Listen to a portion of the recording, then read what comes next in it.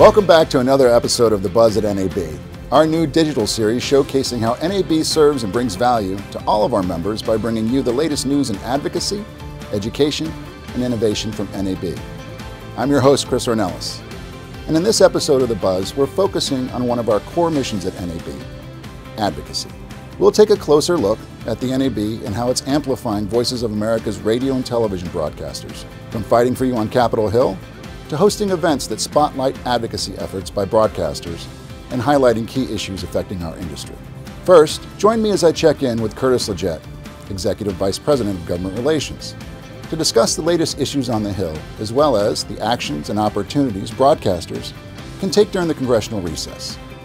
We'll also hear some great tips regarding the FCC Spectrum Repack and hear the top things you need to know from our NABPAC team. Later, we'll get an inside look at some of our biggest events from earlier this summer, including the Celebration of Service to America Awards, the radio fly-in for group executives, and a new diversity in broadcasting panel event on Capitol Hill. Now let's head down to Charlie Palmer's Steakhouse to meet up with Curtis for coffee. So maybe we can start off by you just talking a little bit about why 101 Constitution Avenue. Right behind us here are the Senate office buildings, where really all the work is being done right adjacent to the Capitol by the 100 or so U.S. senators and their staff. And the significance here is this is really a gathering spot for folks who really do lobbying and advocacy to that building. Which is one of the reasons that we've decided to move our headquarters to 1M, which is the cross-section of South Capitol and M Street, about probably 10 blocks from the Capitol as we sit here today. So tell me the significance of that for your team. Well, we couldn't be more excited about the move.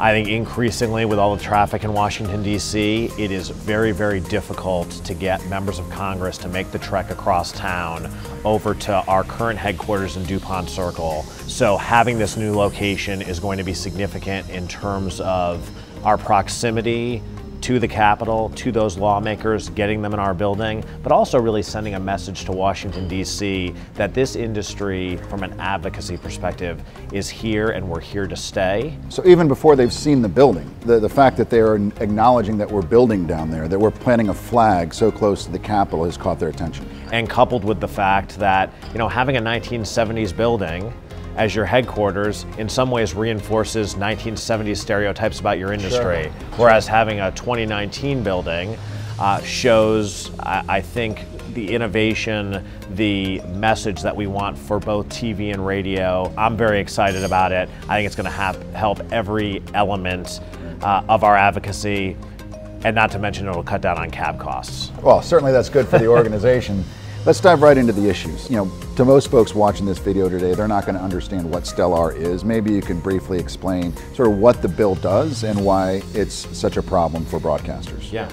Well, Stellar is an acronym for a really narrow set of laws that expire at the end of this year that allow the satellite companies to import out-of-market stations to a certain subset of households in the country. So they don't have to carry the local affiliate? They don't have to carry the local affiliate, and this is really an exception to overall broadcast policy in that it incents the satellite providers to do that to certain households. Got it. So they don't have to pay retransmission consent? They don't have to pay retransmission consent.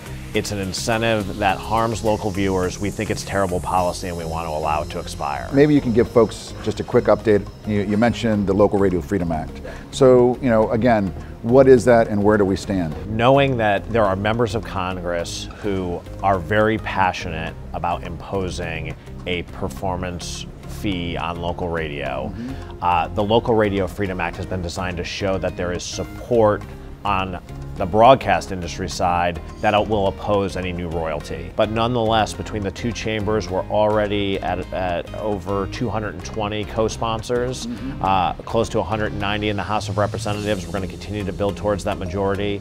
There are not very many industries that have the horsepower to go out on any issue and garner 200 supporters, co-sponsors of an issue that's so critical to them. If there's something that you could tell our members about what they should be doing back home during the August recess to help us win the issues here in Washington, what would that be? To engage with those members of Congress when they're in your station, or if they are not planning to be in your stations, please invite them. If you're a radio station, the ability to talk about the good things you're doing in the community and the fact that a performance tax will undermine it, and if you're a television station and you can reaffirm the value that you're providing to that member, his or her constituents, and that you understand that Stellar may undermine it and you'd like that member to be paying attention, you've done your job and you've really, really helped our advocacy in Washington, D.C.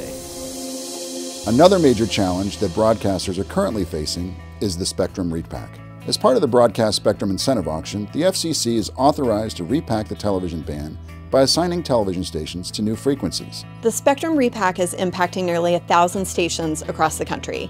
And when you include low power and translator stations, it's almost 3 times that. So this is a very big deal for over-the-air viewers, because when a station transitions to their new frequency, all of their over-the-air viewers must rescan their TV to pick up that new signal. Unlike the DTV transition, where we were able to run a nationwide campaign with one date, every station is going to have a different date that impacts their viewers. So we're providing the tools and the templates that viewers need and that stations need so that you can best communicate with your over-the-air viewers. Where are you going to find all of these tools? It's really easy. tvanswers.org/tools. And that's going to include everything from press releases to sample messaging, automated phone scripts, and even spots and radio toolkits where you can just plug in your date and information, plug in your logo, and you're good to go. Another initiative you should be aware of is the NAB Political Action Committee, which supports the election of pro-broadcast candidates to the U.S. Congress. We're now going to catch up with NABPAC Director Jennifer Fleming, who will share 5 things that you need to know about our PAC. The top 5 things you need to know about NABPAC. First, our sole purpose is to represent broadcasters on Capitol Hill. Second, we give equally to Republicans and Democrats for federal House and Senate campaigns. Third, our annual fundraising goal is $1.4 million. Fourth, of the 930 individuals who contribute to NABPAC, NAB's internal staff is #1 in both contributions and participation. Fifth, anybody giving to the PAC can donate between $1 and $5,000. The contributions must be personal and are completely voluntary. Earmarking can be done in addition. If you have any questions, please reach out to me or Alyssa Nemec on our team. Or visit our website at www.nabpac.com.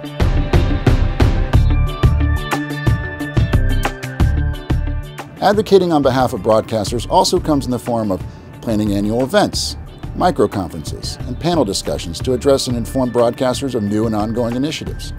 NAB has been hard at work this summer with several events, including the annual Celebration of Service to America Awards, the fly-in for radio group executives, and the Increasing Diversity in Broadcasting panel. Let's get an inside look at these big events and find out why they're so important for our industry. The Celebration of Service to America Awards is an annual award ceremony honoring the outstanding public service commitment of local television and radio broadcasters. It's hosted by the NAB Leadership Foundation, the philanthropic arm of NAB.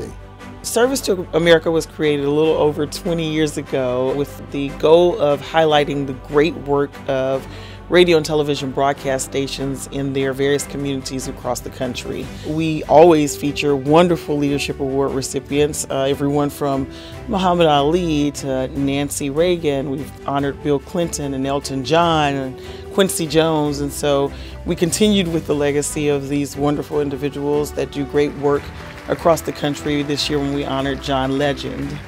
Please know that I stand here on behalf of so many others who deserve our attention and deserve our love. I'm honored to receive this award. I'm humbled to use my influence to help amplify their voices. We're also pleased this year to honor John Dingle, and his wife Debbie was there to receive the award. So there were very special moments throughout the evening. The day after this year's Service to America Awards, NAB, along with the NAB Leadership Foundation and the Multicultural Media Caucus, hosted a panel discussion on Capitol Hill highlighting broadcasters' efforts to foster diversity. A panel of executives from across the industry spoke on the importance of increasing the number of minorities and women in media to reflect our diverse communities. We are also fortunate to have 2 members of Congress stop by to share their thoughts on the importance of what we are doing and the need to advance diversity in our industry. I'd held the #2 position at television stations for 13 years, but I never could get the nod to be the general manager. So I left the company that I worked for in 2007 and bought my own stations. NAB's advocacy efforts aren't just limited to within the Beltway. One of our events this summer connected radio with an industry closely related to the viability of its future. In early June, the NAB fly-in for radio group executives was held outside Washington for the first time. Jet-setting to Detroit and allowing for radio leaders to learn about, hear from, and network with automakers. Attendees interacted with members of GM, Ford, and other OEMs at a pre-event workshop, heard from various automotive industry experts throughout the day-long meeting, and toured the TU Automotive Conference, where they saw firsthand what technologies are being developed for future vehicles. This experience was invaluable to forging a lasting relationship between radio and vehicle manufacturers, two entities who have been existing parallel to one another for the better part of the last century, but truly have a symbiotic relationship.